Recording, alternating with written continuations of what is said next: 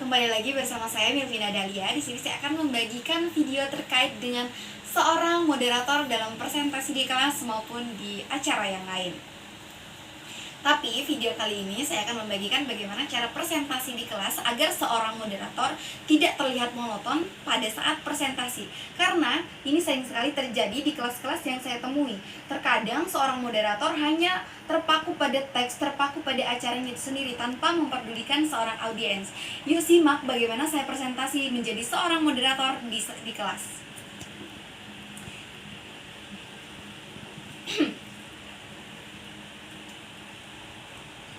Kalau makan, jangan berserakan. Jagalah dapur biar tak berantakan. Mumpung salam belum saya ucapkan, yang mau ke WC saya persilakan. Assalamualaikum warahmatullahi wabarakatuh. Terima kasih kepada teman-teman yang sudah menjawab. Saya doakan kepada teman-teman yang menjawab salam saya, semoga masuk surga. Dan kepada teman-teman yang tidak menjawab karena mengantuk, saya doakan semoga tidak masuk angin. Yang terhormat Bapak Rio Kurniawan MPD selaku dosen pengampu mata kuliah keterampilan berbicara serta teman-teman yang saya banggakan.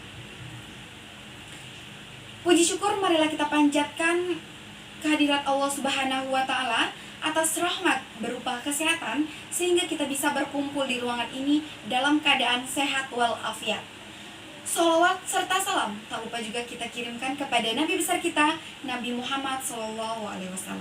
Allahumma sholli ala sayyidina Muhammad. Pada pagi hari yang cukup cerah ini, saya Milvina Dahlia selaku moderator yang akan membantu diskusi kita pada pagi hari ini. Topik yang akan kita bahas mengenai kesalahan-kesalahan seorang pembicara. Sebelum diskusi dimulai, saya akan memperkenalkan anggota kelompok. Karena pepatah mengatakan tak kenal maka tak sayang. Yang pertama ada Noveta Sari selaku notula pertama. Selanjutnya ada cowok ganteng, yaitu M. Iqbal Saputra selaku penyaji materi pertama yang akan membahas mengenai kesalahan dalam mengolah pidato dan organisatoris. Selanjutnya ada Bung Abdul Aziz selaku penyaji materi kedua yang akan membahas tentang kesalahan-kesalahan dalam hubungan dengan teks atau manuskrip. Selanjutnya ada Randi Junianto selaku penyaji ketiga yang membahas mengenai materi kesalahan-kesalahan dalam hubungan dengan teks maupun sikap dan penampilan dalam pembicara. Dan terakhir ada Lustan Argita selaku penyaji materi terakhir mengenai kekurangan pribadi dan kesalahan dialek.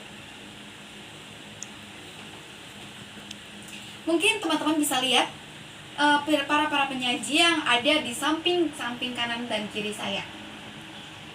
Adapun susunan kegiatan diskusi kita pada pagi hari ini, yang pertama ada pembukaan, yang kedua ada penyajian materi oleh para penyaji, yang ketiga ada sesi tanya jawab, yang keempat ada penutup, dan yang terakhir adalah masukan dari dosen pengampu mata kuliah keterampilan berbicara yang akan diwakilkan atau disampaikan oleh Bapak Rio Kurniawan MPD.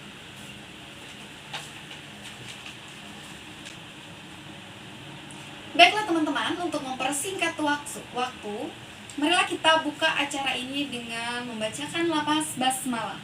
Bismillahirrohmanirrohim. Yang kedua adalah penyajian materi. Kepada para kelompok penyaji, waktu dan tempat disilakan.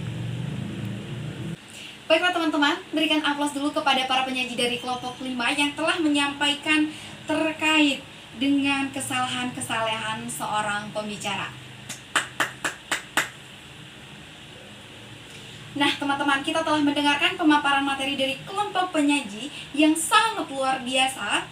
Selanjutnya adalah sesi tanya jawab dengan peraturan yang saya akan bacakan. Yang pertama, kesempatan sesi tanya jawab kita laksanakan dengan 2 sesi. Setiap sesi kami buka 3 pertanyaan. Dan peraturan yang kedua adalah selama proses diskusi, audiens diharapkan untuk tetap tenang. Untuk sesi tanya jawab yang pertama, kita akan melaksanakan 3 penanya terlebih dahulu. Kepada teman-teman yang ingin bertanya, disilakan untuk mengangkat tangan. Nah, itulah dia tadi acara diskusi kita yang berjalan dengan lancar sesuai dengan harapan. Baik, pada pagi hari ini yang cukup cerah, Dari awal sampai akhir penyaji menyampaikan materi dapat kita ambil kesimpulan. Yang pertama, dari penyaji yang pertama tadi, bahwa Iqbal menyampaikan berbicara merupakan salah satu dari 4 keterampilan dasar berbahasa. Keterampilan berbicara ini termasuk ke dalam jenis keterampilan yang bersifat objektif. Mengapa tadi dikatakan dengan objektif? Tadi saudari Iqbal telah menyampaikan bahwa dikatakan objektif karena keterampilan berbicara merupakan keterampilan yang menghasilkan suatu objek, suatu suara. Dan pembicara merupakan seseorang yang menyampaikan suatu hal atau berita maupun informasi di depan umum atau kelompok orang. Namun seringkali kita temui seorang pembicara yang melakukan kesalahan-kesalahan ketika berbicara di depan umum yang memicu perhatian negatif dari pendengar, baik itu disengaja maupun tidak. Kesalahan-kesalahan dapat kita temui pada pembicara dalam mengolah pidato maupun organisatoris. Seorang pembicara yang juga sering melakukan kesalahan dalam berbicara, baik dari segi sikap maupun dari segi penampilan. Tidak hanya dari sebatas itu, kesalahan seorang pembicara juga dapat kita lihat dalam hubungan teks atau manuskrip, kesalahan dialek, dan bisa juga hal-hal pribadi yang menjadi pemicu dalam diri pembicara. Nah, teman-teman, luar biasa sekali ya presentasi kita pada pagi hari ini. Semoga bermanfaat untuk kita ke depannya. Mungkin itu saja yang dapat kami sampaikan. Mohon maaf jika ada kekurangan, karena kesempurnaan hanya datang dari Tuhan dan kesalahan hanya datang dari syaitan. Kita hanya sebagai korban. Jika tadi saya awali dengan pantun, maka saya akhiri dengan wassalamualaikum warahmatullahi wabarakatuh. Waktu sepenuhnya saya kembalikan kepada dosen mata kuliah keterampilan berbicara, kepada Bapak Rio Kurniawan MPD, disilakan. Nah, tadi teman-teman sudah mendengarkan kan bagaimana saya menjadi seorang moderator dalam suatu presentasi di kelas. Lebih dan kurangnya ya seperti itu teman-teman. Yang paling penting adalah dalam suatu presentasi bagaimana kita seorang moderator menjadi jembatan bagi audiens dan para penyaji agar kegiatan itu berjalan dengan lancar. Jangan menjadikan pemateri atau menjadikan suatu diskusi itu monoton teman-teman, karena monoton atau tidaknya itu bergantung kepada kita yang menjadi seorang moderator. Nah, di sini dapat kita ambil ya kesimpulan bahwa seorang moderator itu tidak boleh terlalu berisik dan tidak boleh juga terlalu diam. Akibatnya terlihat monoton. Kalau jika tadi yang berisik, maka terlihat tidak sempurna.